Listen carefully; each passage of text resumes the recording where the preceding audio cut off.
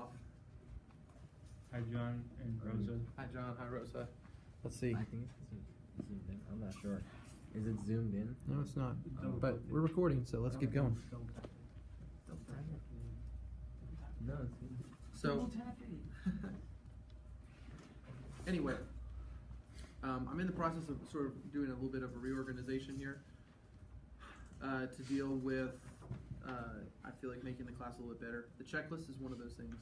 Having this follow a more logical sequence, I think, is also good. We're going to read the book. I did have this organized by the book, but that didn't fit what we were doing. So this is definitely a little bit better. Now we're a little bit out of whack slightly because there's some things that we're going to discuss in chapter 3 and chapter 4, and that's better fitting in strings or in the math. So we might go back and forth once or twice between this strings, math, and Java and logic very quickly over the next couple weeks. But then we'll be able to hitting these one right after another. Okay. So definitely always have this file open and available. If you look, I think on Thursday we have like our test scheduled. Okay, so if you look here for the group task and the lectures, you need to make sure, which I think almost all of y'all have, except for Roth here, loops and arrays. Make sure you have those taken care of, those labs. Write a Java program that reads integers from text. We did that as a class. Okay. Write a Java program that reads strings from a text file. We did that as a class. So that's pretty good. Have your notes on chapter 1 taken care of. So on Thursday when we have the test, I'll call you outside of the hallway. I'll have a little table set up. I'll say, show me the notes. Okay, and I'll pull up Eclipse. And then I can ask you all 3 of these, 1 of these, 2 of them, whatever. Declare an array of type int, double, boolean, or string. And just you in a blank class file, just make sure you can declare an array. Okay? Make sure you can declare one also using an initializer list. If you're like, I don't know if I can do that off the top of my head, well then get to the point where you can type it off the top of your head without pulling up, doing a Google search, how to create an array. This is the stuff you need to be able to do 5 seconds and you're done. Okay?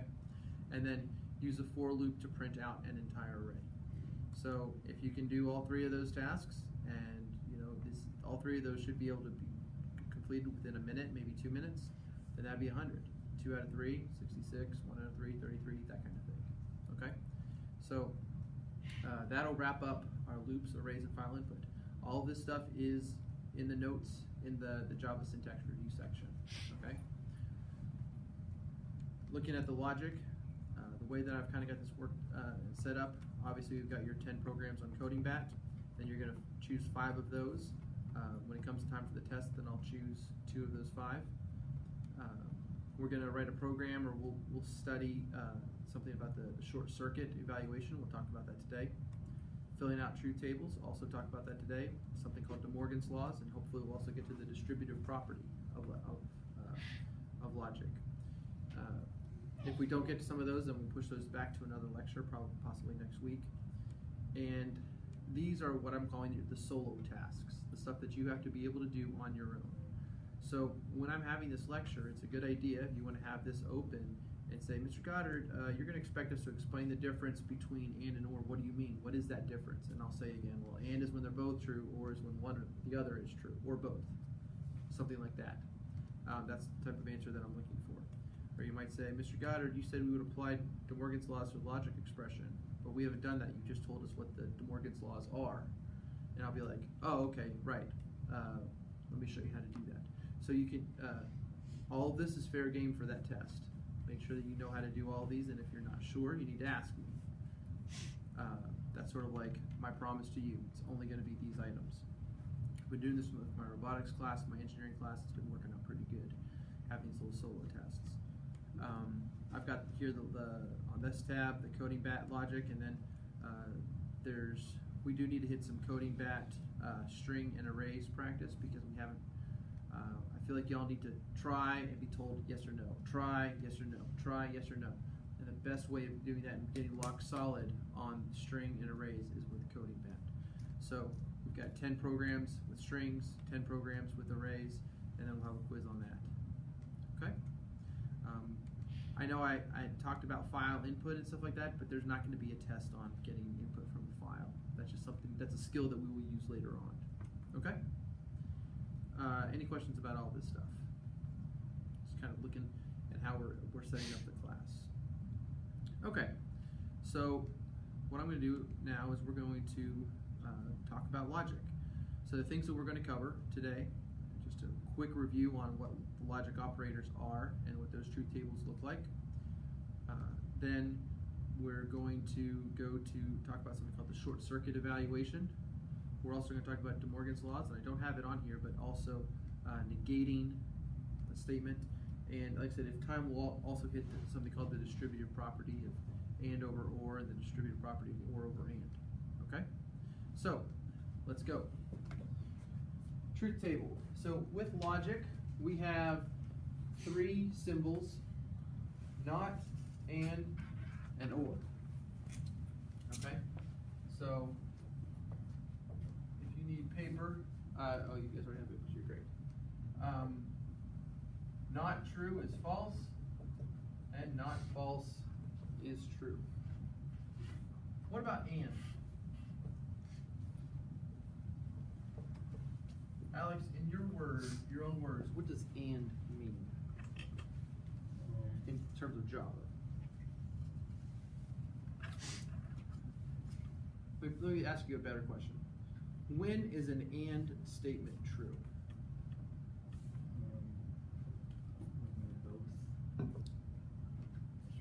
Yeah, absolutely.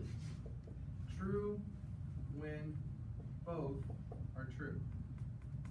So when generating truth tables and you have 2 variables, you want to be consistent in the way that you're generating the possible values. So I do like using 1s and 0s. However, since Java has trues and falses and those aren't the same as 1s and 0s, I'm going to use trues and falses, but I'm going to follow the same sort of order. False normally is associated with 0, and true is normally associated with 1. So when you count in binary, it's 0, 0, then 0, 1, then 1, 0, then 1, 1, and so we'll do something like that. So we'll say false, false, false, true, true, false, true, true. And just like Alex said, A and B is true only when both of them are true. False and false is false. False and true, false. True and false is false. True and true is the only one of those 4 that is true.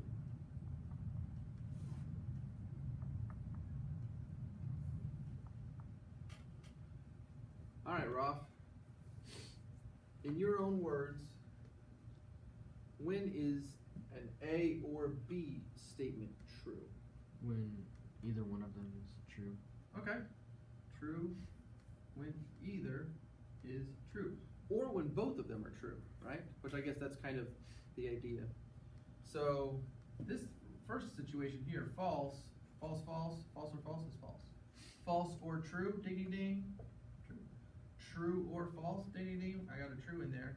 True or true, absolutely. So you can kind of see in ways that these are kind of opposites. Not entirely. They're not entirely negations of each other. But there's more symbols and more logic relations than just and or. There's something called NAND, which is not and. There's NOR, which is not or. There's even something called exclusive or. Okay, and I'll show you what that looks like. Sometimes we use the little caret symbol there. Exclusive or means one is true, but not both. One or the other is true, but not both. And you don't need to know this for the AP test, but it's kind of a fun one. So for instance, false exclusive or with false is false. False or true is true. True or false is true. True exclusive or true, this is the tricky one, is false. Yeah. Because one or the other one's true, but not both. And if this kind of stuff is interesting, I'd encourage you to consider coming to our UIL Computer Science. We learn about this stuff and how this relates to microprocessors and to chips, and how that is actually the backbone, the underlying logic of your computer. Rob, make sure you turn that. See, I'm still in the frame there. Mm-hmm. Okay. So I'm going to give you a situation. We're going to talk about something called a short circuit evaluation. All right. Now, in circuits, like in like electricity circuits, electronic circuits, you normally have the battery, and then from the battery there's a wire coming out of the positive terminal, and then the electrons go through all of this stuff, goes through resistors and transistors and diodes and things like that, and then it goes back and connects to the negative terminal where there's a lower energy level. So it goes from high energy, you know, you don't need to draw this, but I should thought about drawing a battery. I'll draw an actual battery, I guess. That's kind of what we want. So it leaves the positive terminal, and then it goes through, you know, resistors and diodes and inductors and capacitors and, you know, transistors, all through this stuff like that, whatever, okay? And it goes from a point of high energy down to a point of low energy, and those electrons have to go through all of that stuff, and that's a terrible circuit drawing, but you get the idea. A short circuit is when you apply just like a wire going like from here to here, and then all of those electrons, which are going from high energy to low energy, they're like, huh, why would I go through all of this mess? If there's like a shortcut, whoosh, I'm just gonna go right through there. It's kind of like if you have like a long river that's kind of like winding back and forth and back and forth and back and forth. But if there's just like a little shortcut that you could just do like a little waterfall thing to get down to the bottom there, it would just do the waterfall thing, you know? And so what happens is in electricity, all the electrons go, woo, woo, woo, we're going to go through here, and they go faster, they don't go faster, but more and more and more and more and more go through here. That wire gets really hot because the electrons are bumping into the other molecules, and then it could catch on fire or melt something and cause all sorts of problems. And so that's what's called a short circuit. Something similar happens in Java with ands and ors in certain situations. Let me give you an example. If A is less than 10 and B is greater than 100, execute those lines of code. Rob, make sure I'm still in here.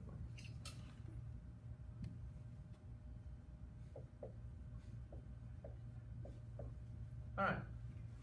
So let's say that A happens to be 15. How will this expression evaluate? A less than 10. False. And B is 500. How will this expression evaluate? True. True. We have a false and true. What's that going to evaluate to? False. False. The whole thing. Will these lines here get executed? No. No, they won't. Okay? All right, new scenario. What if A is 20 and B is 150? A less than 10. B greater than 100. Yes. False and true. False. Huh. What if I change this 150 to 200? Still false. 600. Still false. Why? Because Both of them are not true. both of them are not true. Yeah, we've got an and here, and this guy here is false. So you might be saying, that's kind of weird. Okay, now I can save myself a little bit of time. If I know that this first part is false, and I'm in an and statement, I'm not even going to mess with looking over here, because I know that if you've got a false in an and, false in and, boom, it's going to be false. A false in an and, it's going to be false, no matter what. It doesn't matter what the other one is. The other one can be false or true. Who cares?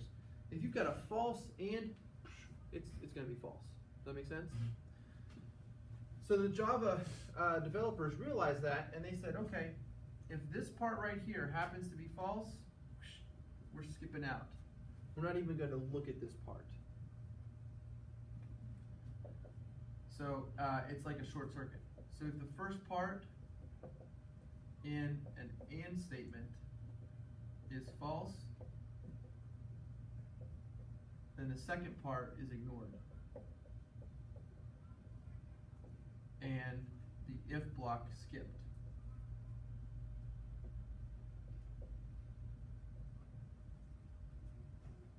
Just like all of a sudden you just put a bare wire there. And we're just like, we're out. Make sense? Okay. There is a similar short circuit evaluation for OR statements. And that's what we'll look at now.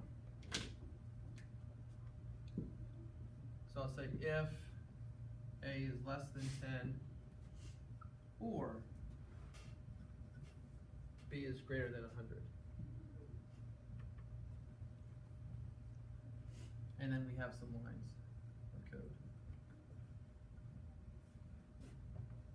And let's say A happens to be 7. True. This is true. What's this over here? Greater than 100. Yep.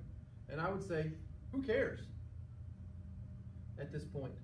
Because if I've got a true statement on one side of an OR, I don't even care what's over here. We're going in. See what I'm saying? If this is true, okay, yeah, we're going in. If this is false, okay, we're going in. We're going in automatically because this is true. And so when Java sees a true statement here, they're like, all right, we're going to, and this part over here will not even get executed, not even get tested. If this was a function call, like a method call, it would never get called. If there was somehow a print line statement here, never get executed. Kind of weird about putting a print line inside an OR statement, but whatever, you could if it was wrapped inside of a method. So in the same way, we'd say if the first part in an OR statement is true, then the second part is ignored. And the if block is executed.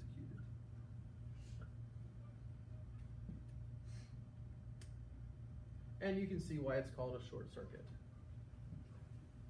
Because it totally bypasses all the extra work. All right, any questions? Okay, let's go on to some more fun stuff. This right here is a truth table. What we're going to do now is we are going to design our own truth tables. So yes, swing it around over here.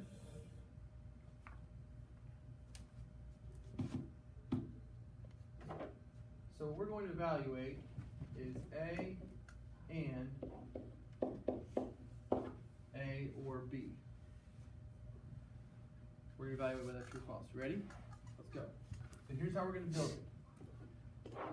First off, we're going to create our A, B scenario. So false, false, false, true, true, false, true, true.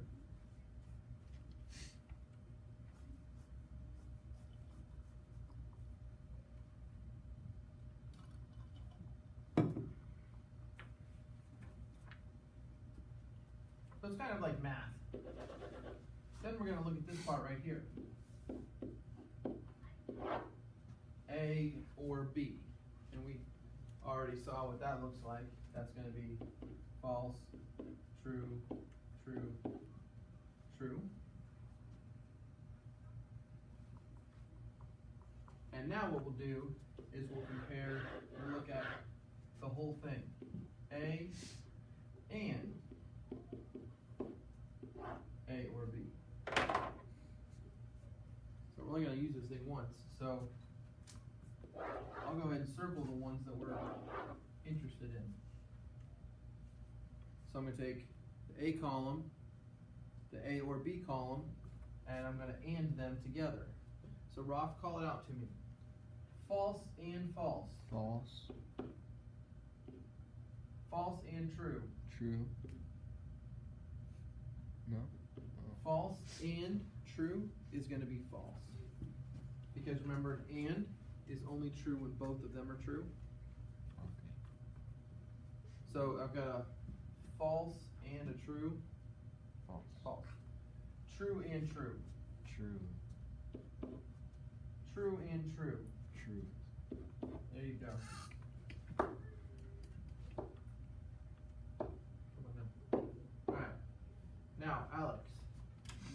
This pattern right here, false, false, true, true. Do we see that pattern anywhere else? Yes. Where? A. Yeah, we see it as A. So we would say that the true false values of A or B is always going to match whatever the true or false value is of A. Does that make sense? Mhm.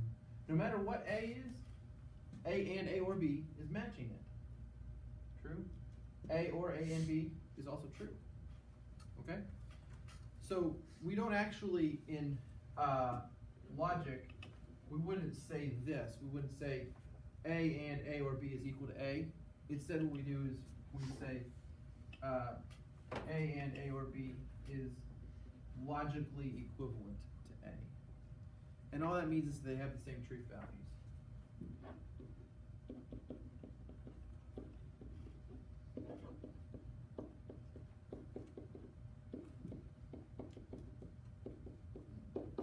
Logically equivalent, which means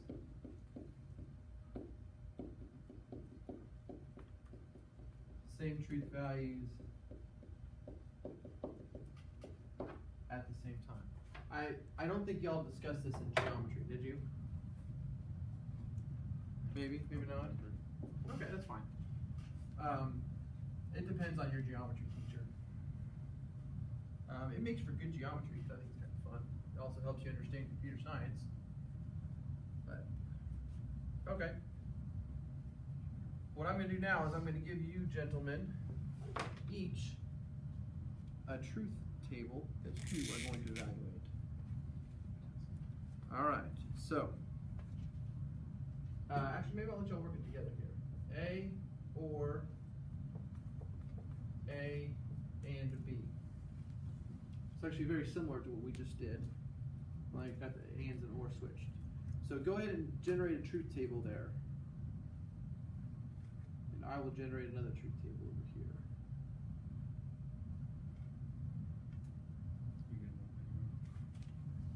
So definitely work together here.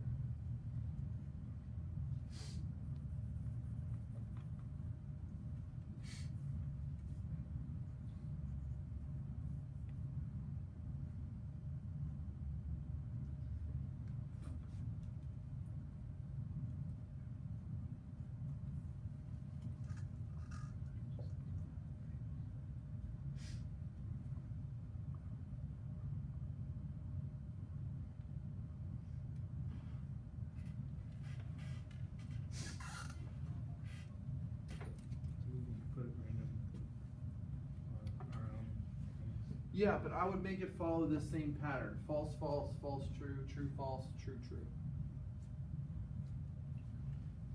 That's sort of the standard way that everybody builds their truth tables.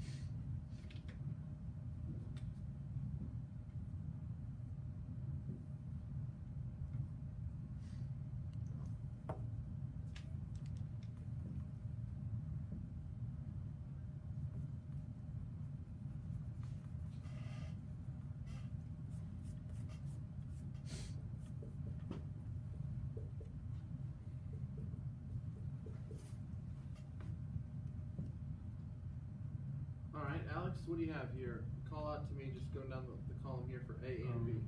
False.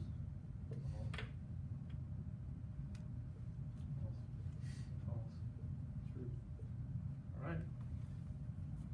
I agree.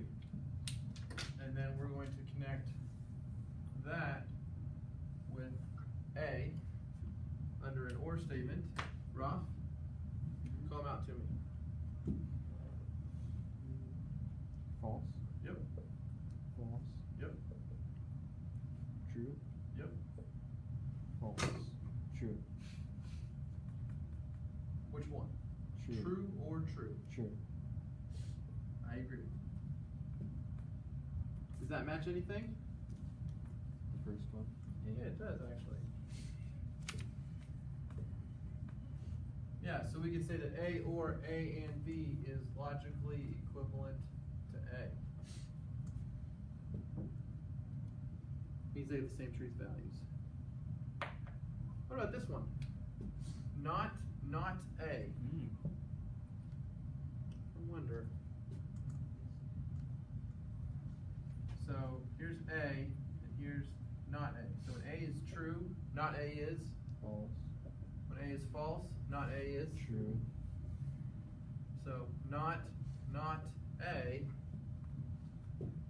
not false, True. not true. False. So not A is logically equivalent to A. Not A. Change the camera. Let's do one more together here before we switch gears. So A, B, and then we're gonna have A or B. And then not A, and then A or B and not A. So we do this really fast. False, false, false, true, true, false, true, true. So call it out to me. False or false? False. True. True. True. True. Not A. True. True. False. False. Alright, and I'm gonna do an and relationship between this and this. Remember, and it's only true when they're both true. Nope. Yes. No. Nope. Nope. False, true, false, false. Does that match any situation here? No, it doesn't, so I don't have any logically equivalent subparts or anything like that. Maybe if I did something else I could compare it, but. What about B? False, true, false, true. This is false, true, false, false. Oh. Sorry. Okay. Okay, I feel like y'all are pretty good at generating truth tables now. Would you agree? Yeah, last year they wish I did this with them, but I never did. So they're secretly seeding over there. All right, that's okay. Next year students will be awesome, even better than y'all. So I can't help it. Well, I can't help it. I'm trying to make it happen. Let's throw that out here. I want to show you. There was a gentleman. His last name was De Morgan. That many years ago he thought about these things for a very long time, and he made some observations. Okay, and so he said, "All right, let's look what happens if I have not A and B," and wanted to compare that with not A or not B.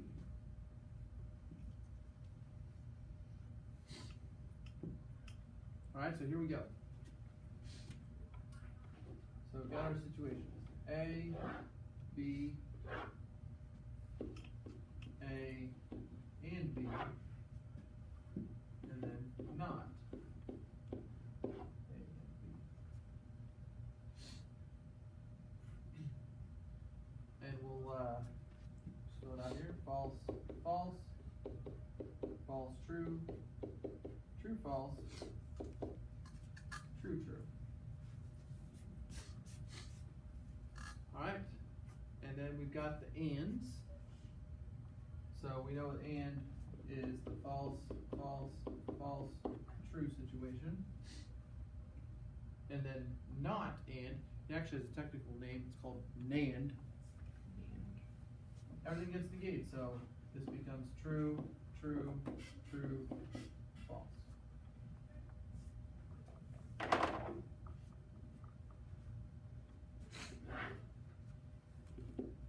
So not A, not B, and then not A or not B. So negating A, we now have true, true, false, false. Negating B, we have true, false, true, false. And remember that OR is true when either of them are true. So true or true, true. True or false, true. False or true, true. False or false, false.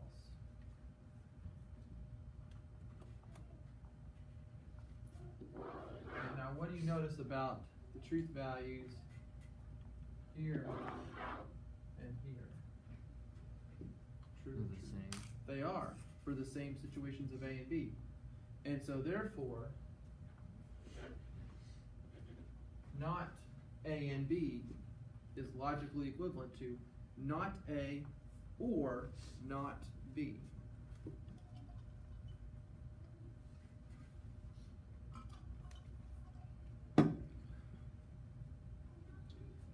And this is called De Morgan's Law.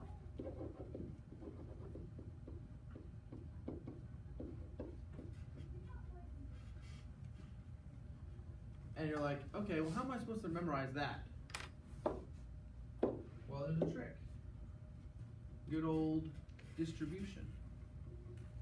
Imagine we were in math class and we were distributing that not A, not B, and what happened to the and? It changed to an or. All right? And that's one of the really neat things. So then the question may be, well, when you look at this, does another question maybe pop into your head? No.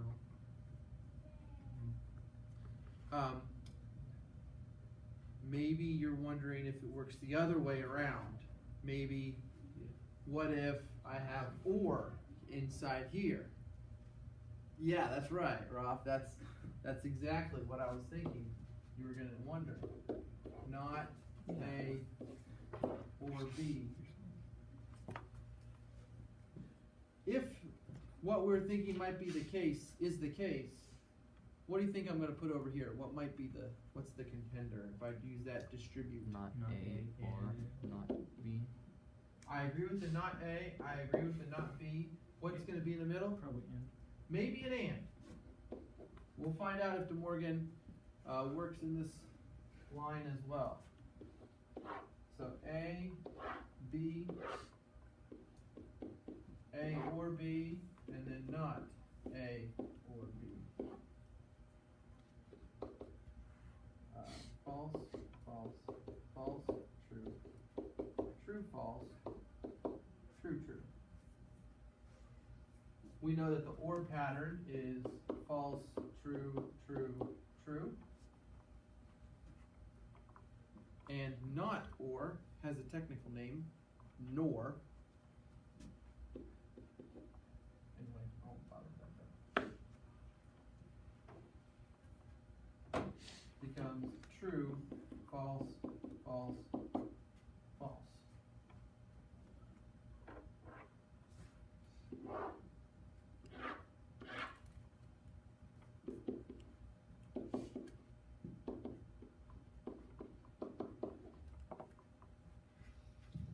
So not A is going to be true, true, false, false. Not B becomes true, false, true, false. And then we know that the and is only true when both of them are true. So true, false, false, false.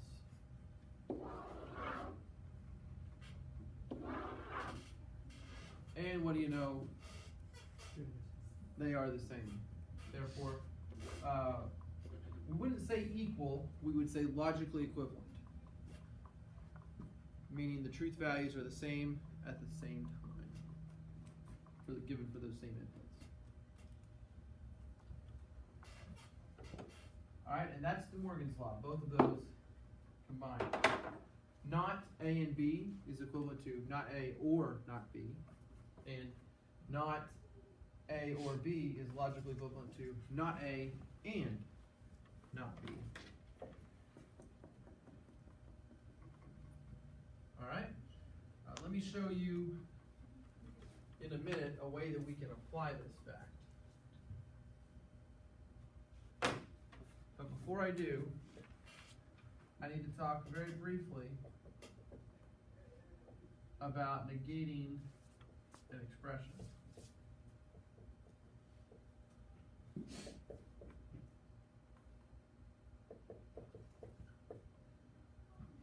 If I have not in front of this statement right here, A equals B, I could write this in Java as saying A not equal to B. Remember that not equals, that's a thing in Java. But what if I had something like not the height greater than 6?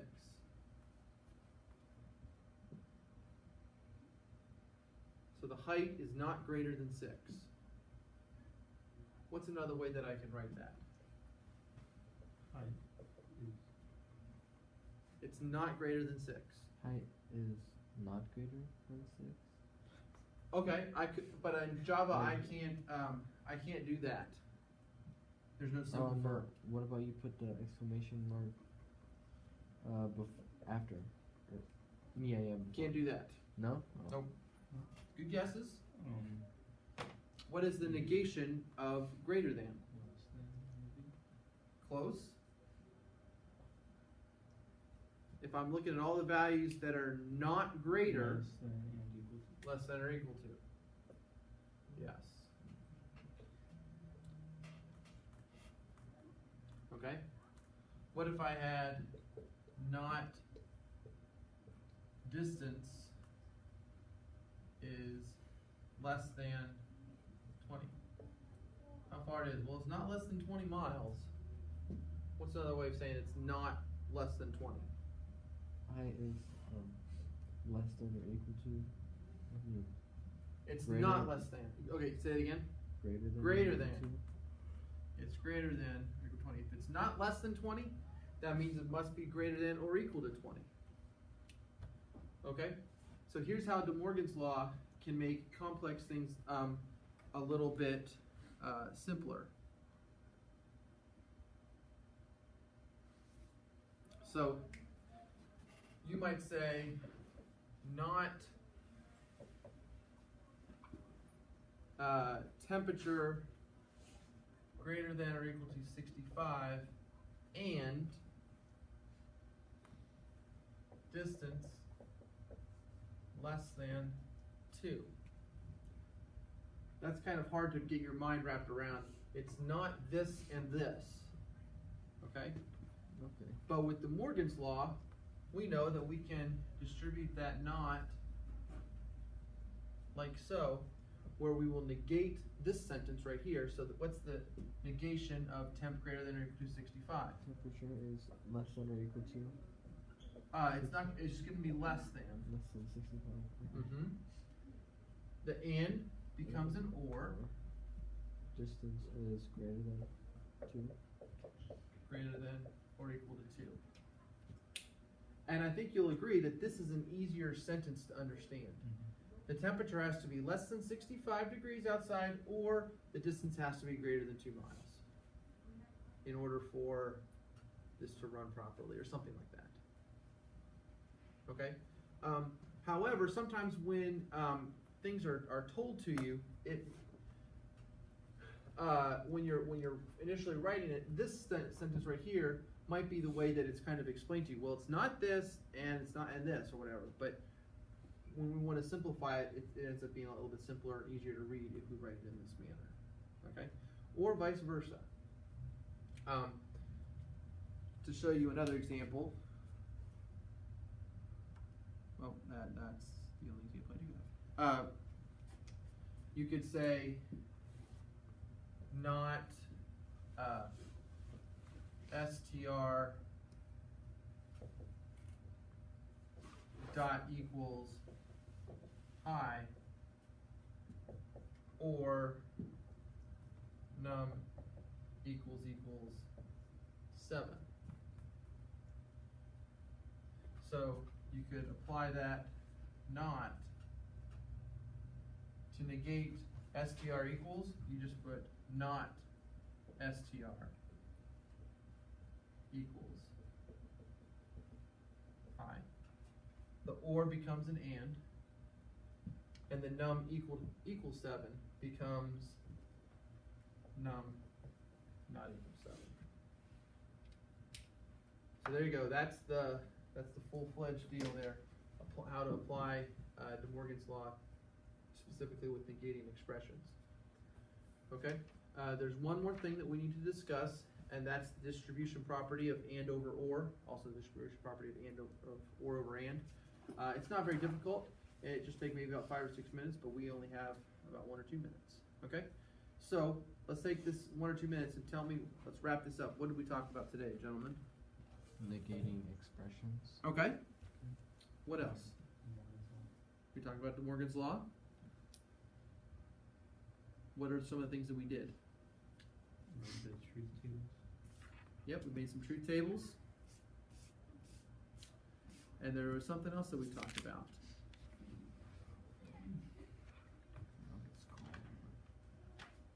It makes them logically equivalent. We did talk about logically equivalent statements. Yep.